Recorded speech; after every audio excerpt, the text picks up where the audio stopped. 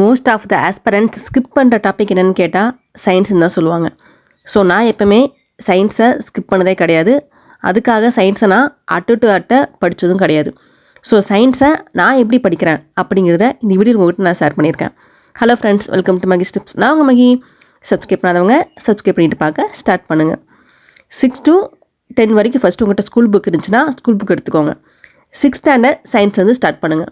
6th science அப்போ ஃபுல்லாக பார்க்கணுமானா கண்டிப்பாக கிடையாது.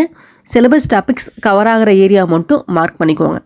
மார்க் பண்ணதுக்கு அப்புறமா பாக்ஸ் கொஸ்டின் இருக்குது பார்த்தீங்களா, அதை நீங்கள் ரீட் பண்ணுங்கள். பாக்ஸ் கொஸ்டின் படித்ததுக்கு அப்புறமா book back question.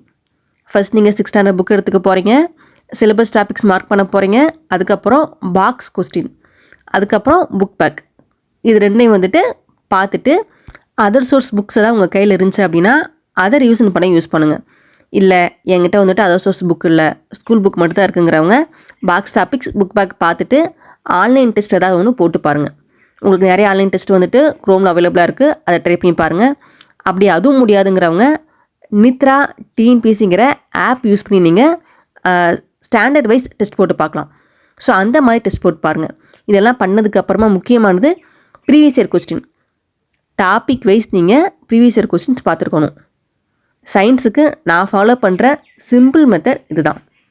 School books பார்ப்பேன், புக் பேக் பார்ப்பேன், அதுக்கப்புறம் என்கிட்ட மாஸ்டர் பிளாஸ்டர் சயின்ஸ் இருக்குது, அதை ஜஸ்ட் ரீட் பண்ணுவேன். ரீட் பண்ணதுக்கப்புறமா ஆன்லைன் டெஸ்ட் ஏதாவது ஒன்று அட்டன் பண்ணுவேன். அப்புறம் previous year questions topic wise பார்ப்பேன்.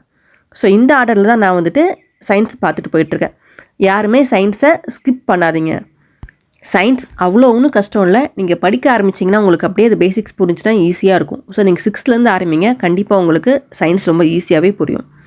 ஸோ இந்த வீடியோ உங்களுக்கு யூஸ்ஃபுல்லாக இருந்துச்சுன்னா மறக்காம நம்ம சேனலை சப்ஸ்கிரைப் பண்ணி வச்சுக்கோங்க ஃப்ரெண்ட்ஸ். இதே மாதிரி டிஎன்பிஎஸ்சி குரூப் 4 அண்ட் குரூப் 2 படிக்கிற உங்கள் ஃப்ரெண்ட்ஸ்க்கு இந்த வீடியோவை ஷேர் பண்ணுங்கள்.